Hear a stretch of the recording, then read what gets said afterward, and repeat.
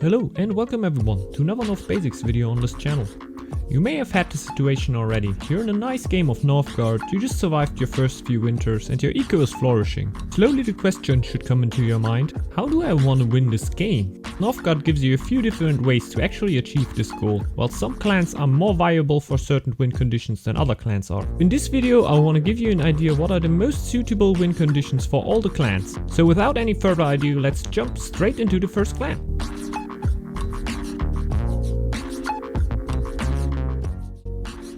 I'm of course starting this video with my old beloved STAG clan. The STAG clan has a strong economy, while not being as strong as the one of the GOAT clan. Its ability to produce fame with skulls gives the clan a natural advantage over the other clans with the fame win condition. The economy is strong enough to being able to expand the required tiles, build the altar and get an army to defend all of this. So altogether I think the STAG clan is one of the best clans for a solid fame win with getting up a good defense to actually achieve, while other clans can achieve it faster.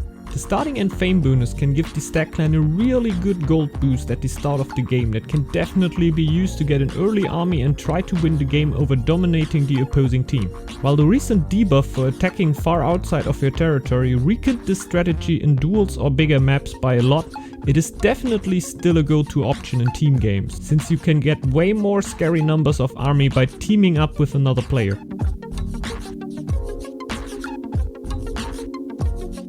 Talk about the other clan, that name we already heard in this video, the GOAT clan. It's the clan with the strongest economy in Northgard, and it gets even stronger with every extra sheep it can enslave and lock down in a sheepfold. Hashtag free sheeps now.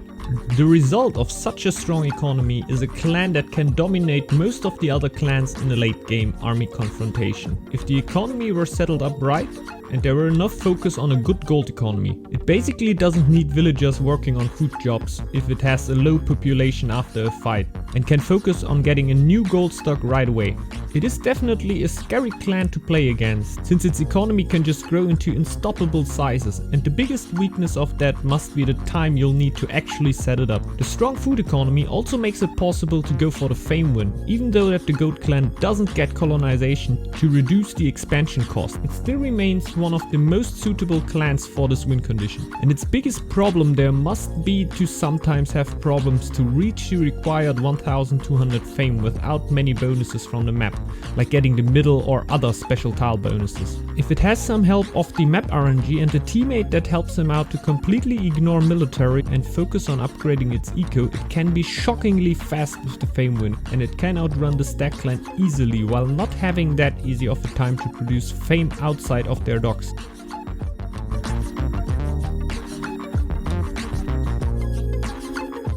The Bear clan definitely got hurt by the update that gave warriors the ability to counter shield bearers.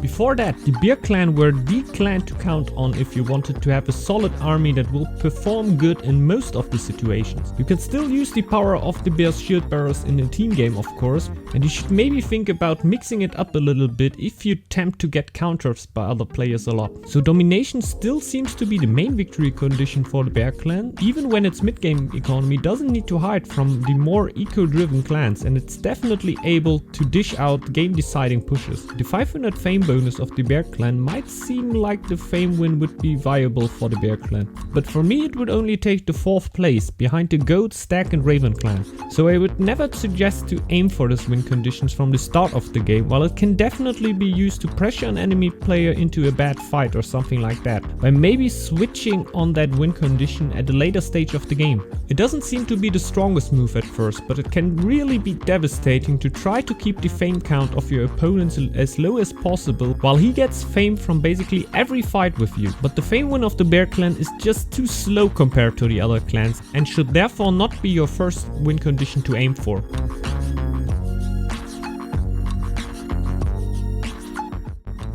Jumping from one more domination heavy clan to the next, let's talk about the Wolf clan. This should be the fastest clan to cover right here, since it's quite obviously bounded to the domination win condition. The military bonus and the attack bonus you will get at 500 fame makes it one of the strongest clans if you only watch at the pure stats your units can have after a certain amount of time, and which benefits you will get from being aggressive through the whole game. And don't forget about the Berserker, the strongest military unit a player can get in the whole game, even hitting harder than a full Jotnar. Even though that the Snake Clan Signy can get just as strong as the Berserker, it definitely lacks the eco to make any of the other win conditions really viable. So I would really say that you should stick to your military path if there isn't an obvious anomaly on the map generation that could actually lead you into another win condition. For example, to 3 circles of stone you can mostly ever go for a lore win no matter what clan you have.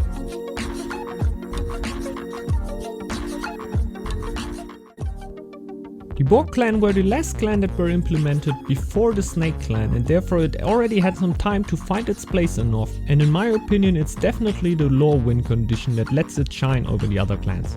The BOAR clan can save a lot of its early game wood with simple living and get so much bonus production out of handiwork that it can play through the whole game without upgrading all too many buildings. That gives you the ability to spend the stone into carved stones all over your territory. It has the required lores like erudition to give it the same bonus that the other clans have, so it has a quite easy time to outrun the other clans in the lore production. But you should keep in mind that you will maybe need a big army to defend yourself from incoming attack. This is what most of the times let the BOAR clan players lose, that they got too greedy with the fast lore win and forget about building a good defense. While I really like to build the Altar of Kings for a good bonus production in combination with the legacy lore, I don't think the BOAR clan should be all too suitable for the fame wins, since it will usually have a few problems to actually reach the 1200 fame.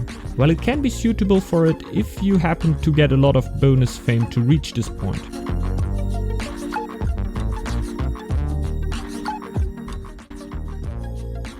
The Raven clan is actually the clan that surprised me the most when I started to make this video, because it's actually the most versatile clan if we talk about going different win conditions. The mercenaries can also help you to pressure the enemies without actually having to give up any eco, and that is something other clans can only wish for. If you happen to have a good amount of shores, you will be having a lot of sailors anyway most of the times, what can help you to get a good amount of lore of fame for that certain win condition without actually aiming too hard for those. Keep in mind that the other clans can be faster in those than the Raven clan, but for example with the fame win, the Raven is definitely a clan that can win a game in a short amount of time while putting a lot of its economy into expanding the territory and building an Altar of Kings, what makes it quite vulnerable to attacks, but therefore the time can easily compete against the speed of the other clans' macro win conditions. Domination is also very suitable for the Raven clans, since it can mass a lot of gold with its sailors and can compete against a lot of clans even into the later stages of the game, and should actually be the only clan that is able to have a good chance against the late game goat that already built up its eco. And the happiness you get from exotic goods can help you to repopulate your town after a big fight.